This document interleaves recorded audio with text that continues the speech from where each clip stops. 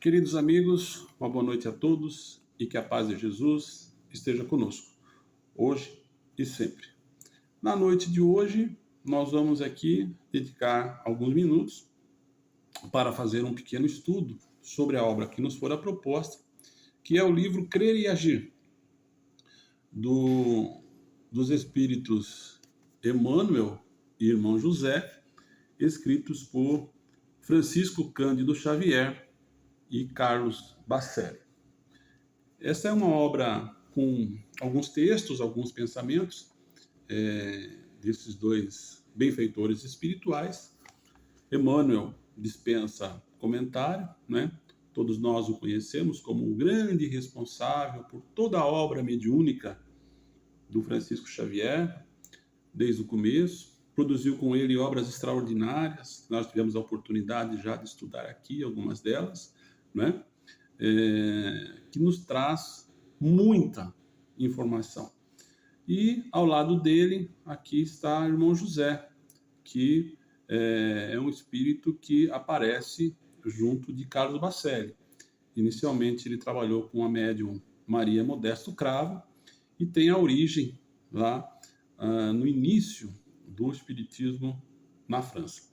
Eu gostaria de fazer essa consideração inicial e uma pequena homenagem ao nosso querido Francisco Cândido Xavier, que é um homem, na minha opinião, muito à frente do seu tempo, né? Ele nasceu numa família humilde, no interior de Minas Gerais, na cidade de Pedro Leopoldo, em 1910, com muitas restrições, né? E mesmo assim, com todas as dificuldades que ele teve na infância, perdeu a mãe, Dona Maria João de Deus, logo na primeira infância, depois teve uma passagem muito difícil, até a sua segunda mãe, madrasta, Cidália, que também desencarnou jovem, né? Uma família com muitos irmãos, com muitas dificuldades financeiras, e ainda assim, Chico foi o grande, vamos dizer assim, expoente, e é o grande expoente da doutrina espírita, não só pelas suas obras, mais de 400 obras escritas, né? Mas pelo seu caráter, pela sua dignidade, pela sua atitude, sem a qual ele não poderia ter atraído espíritos da envergadura de Emmanuel, por exemplo, né? Que o acompanha praticamente desde o início e é o grande tutor, como dissemos, da obra mediúnica de Francisco Xavier. Nessa obra ele está ao lado do nosso querido irmão José, né, um espírito de origem francesa, lá da época da codificação, que aparece no Brasil ao lado da médium Maria Modesto Cravo, né, e depois, posteriormente, ao lado do Carlos Bacelli, que reside lá na cidade de Uberaba, Minas Gerais, né. O irmão José, nós temos poucas informações, mas tem uma obra que eu gostaria de salientar, chamada Nos Céus da Gália, também com o Bacelli, que é uma obra muito interessante, mas também muito controversa, né, na medida em que ele faz uma retrospectiva, né, da encarnação de Allan Kardec enquanto druida, ou seja, quando Kardec tinha essa passagem lá na Gália, né? Nós sabemos que Allan Kardec é o pseudônimo do grande codificador da doutrina, o nosso querido Hippolyte Rivail, né, o professor Rivail. Então, quem quiser, tiver a oportunidade de ver e ler, essa é uma referência que nós podemos fazer desse espírito que comparece aqui ao lado do Emmanuel para nos trazer alguns textos. São 30 ao todo, nós vamos escolher um, né, para fazermos uma pequena reflexão na noite de hoje. Mas antes eu gostaria de fazer um convite para a gente poder analisar um pouquinho o título da obra, que já é bastante interessante. Crer e agir, né? Ou seja, os nossos benfeitores, eles nos advertem, né? A possibilidade, ou seja, a necessidade de crer num ser superior, numa inteligência suprema, uma causa primária de todas as coisas, mas a necessidade de nós agirmos, né? Ou seja, é preciso ter fé, é preciso acreditar, mas não é possível só ficarmos esperando da fé. a necessidade da ação. Aliás, sobre esse aspecto, o André Luiz, ele é muito claro lá no livro Evolução em Dois Mundos, né? Quando ele fala da criação, ou seja, do papel de Deus, né, como causa primária, e da cocriação, ou seja, a ação dos espíritos na ação da natureza, ou seja, a intervenção dos homens e dos espíritos superiores para atingirmos o bem comum. Né? Então, é importante, né, sem dúvida nenhuma, a fé. No entanto, é também não menos importante agirmos. Muitas vezes nos acomodamos diante de determinadas situações, esperando que as coisas venham cair do céu. Né? É aquela velha história do barquinho, né, que todo mundo conhece. O sujeito está se afogando, né? Ele começa a orar, né? Aí aparece lá um barquinho, depois aparece um helicóptero, uma corda, e o sujeito não aceita nenhuma ajuda. Quando chega no mundo espiritual, ele ainda questiona: puxa, mas eu tinha tanta fé, né? E não fui acolhido, né? E aquele ser superior diz a ele: mas eu lhe enviei várias formas para que você pudesse se salvar, e nenhuma delas você aceitou.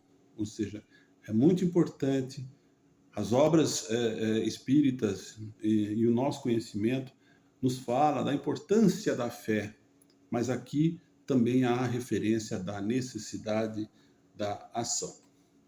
Bem, meus amigos, eu vou pegar um trecho dessa obra para a gente poder fazer o estudo da noite de hoje. São 30, na verdade, né? E nós vamos escolher um, né?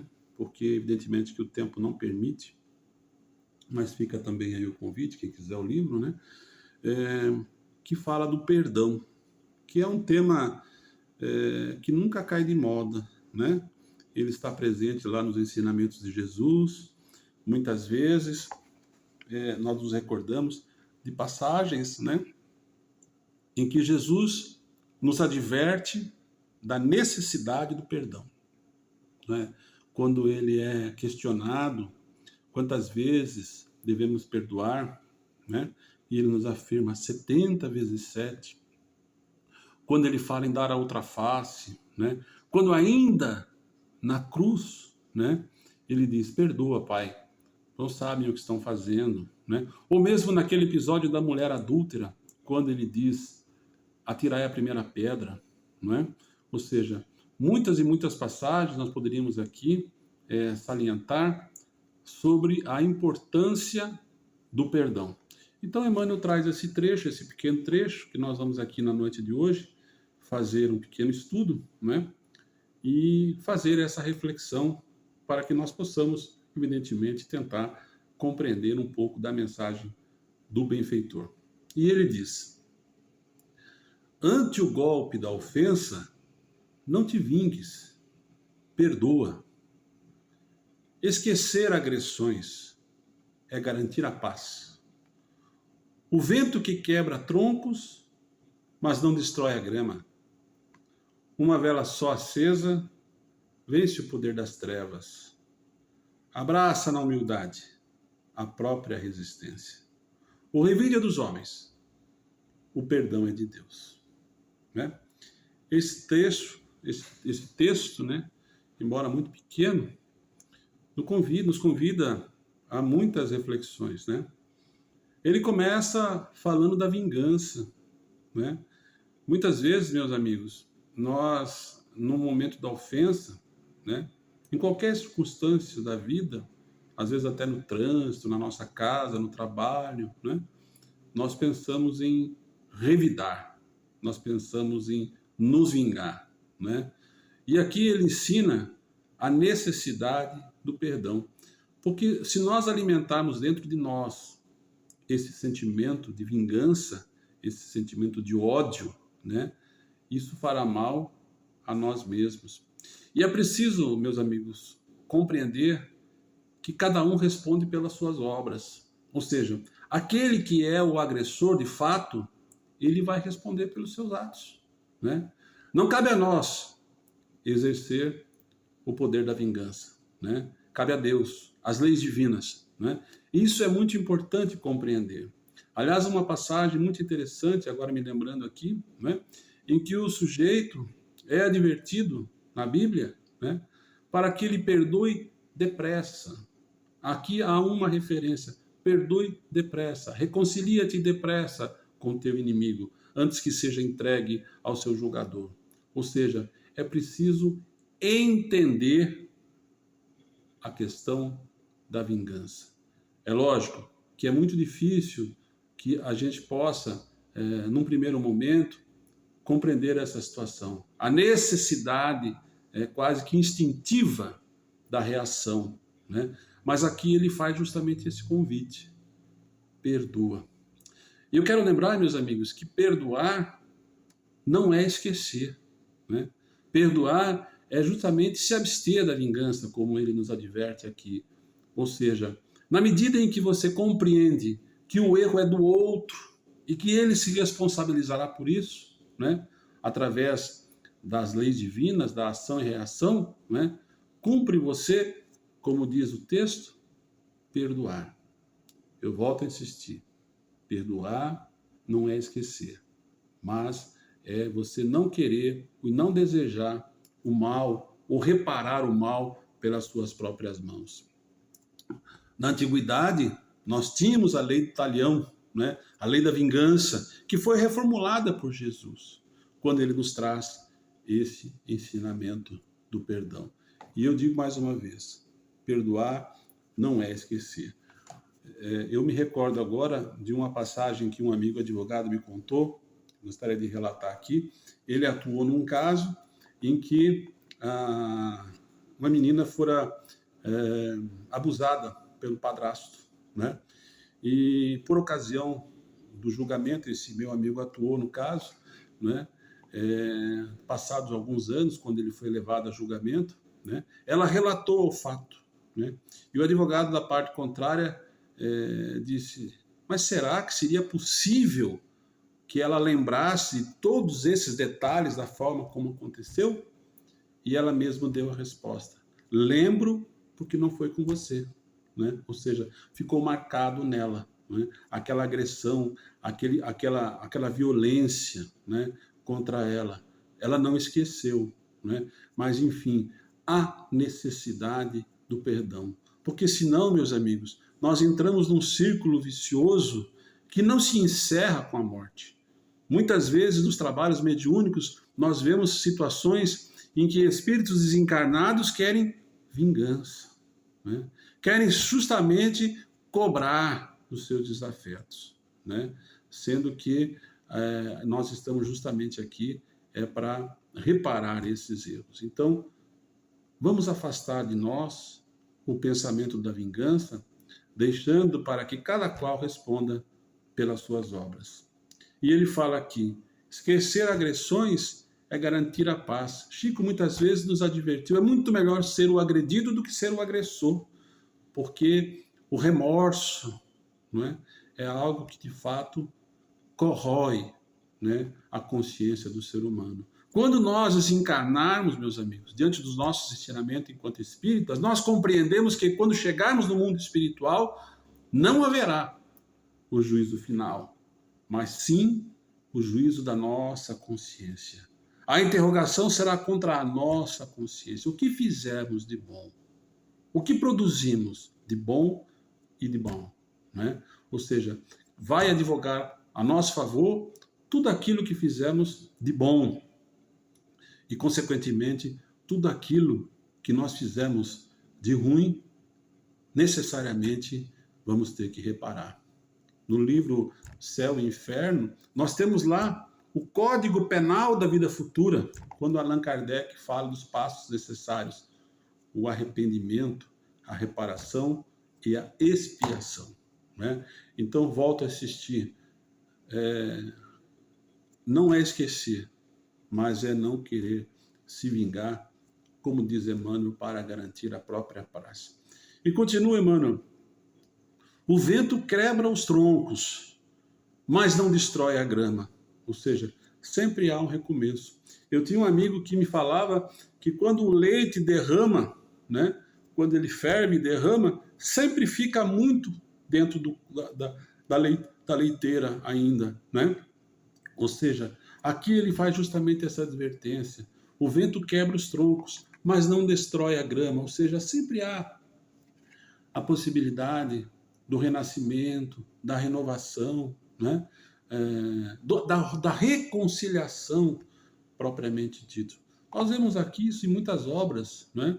E aqui eu diria talvez que a coisa mais importante seria não julgar, né? Saber que aquele irmão que errou, talvez ele esteja numa condição ainda inferior, talvez aquele irmão que errou ainda não tenha tido o conhecimento, aquele irmão que errou está precisando da ajuda, mas que ele pode, sim, se transformar. Depende dele esse processo de autotransformação. Por isso que Emmanuel faz justamente essa advertência. O vento quebra, mas não destrói a grama.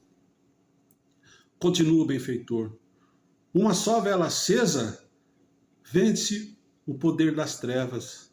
Meus amigos, é justamente a divulgação do Evangelho a qual Emmanuel se refere nesse ponto. Ou seja, se eu puder conseguir praticar o bem, né, isso vai, de uma certa maneira, me ajudar e contribuir para com os outros. Não importa aquilo que eu esteja recebendo. Nós vemos nos trabalhos mediúnicos, muitas vezes, como já dissemos aqui, espíritos que querem vingança, né, mas que diante da reformulação do seu algoz, eles também se modificam, né?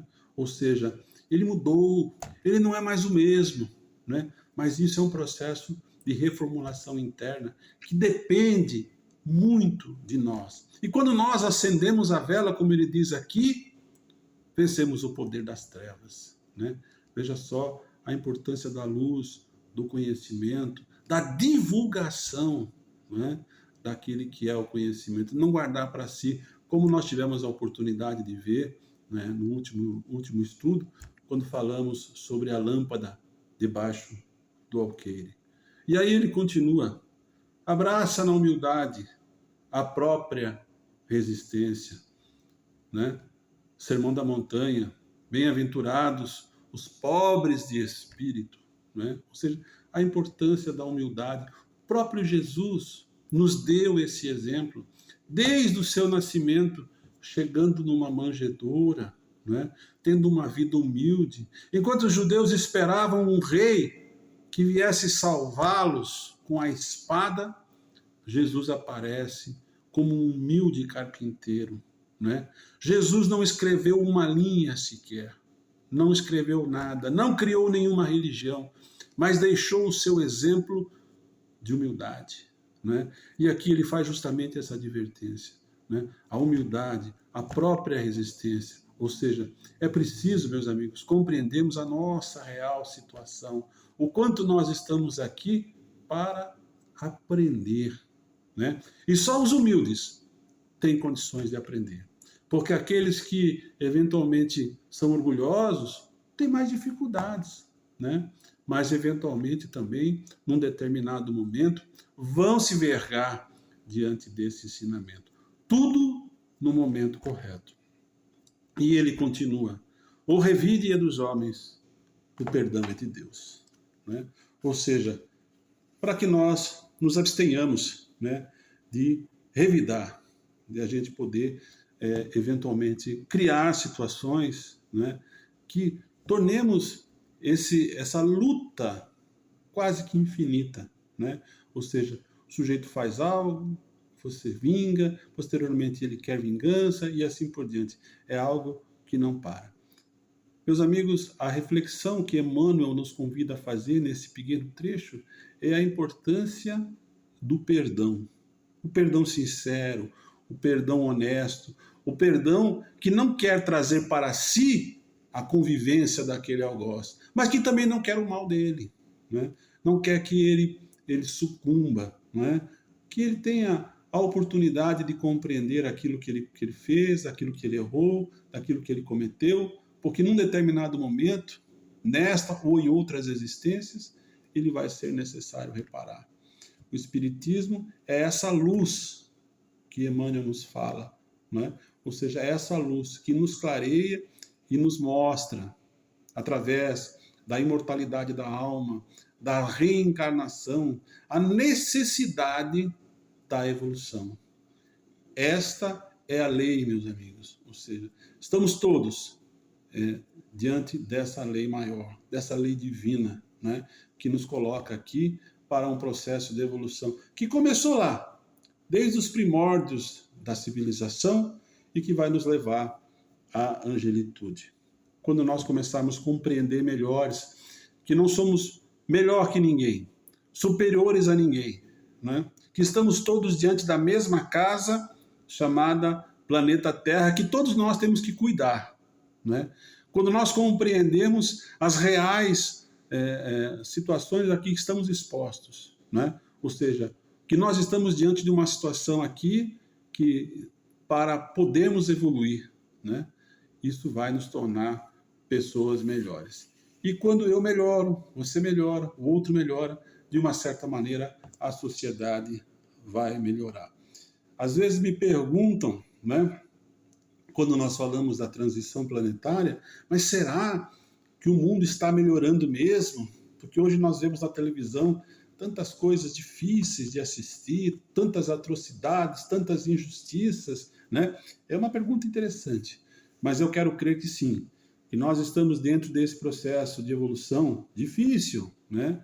Aqui todos estamos aqui sujeitos, mas estamos caminhando a passos ainda muito pequenos. Essa pandemia, por exemplo, foi um grande ensinamento para todos nós. Há mais de 2 anos estamos aqui fazendo as nossas palestras de forma virtual, sem podermos nos interagir pessoalmente. Mas é uma oportunidade, sem dúvida, que nós estamos criando para a nossa melhora interior. Queridos amigos, fica aqui o nosso convite para estudarmos as obras de Chico Xavier, em especial aquelas que estamos trazendo na noite de hoje, e refletirmos um pouco sobre perdão.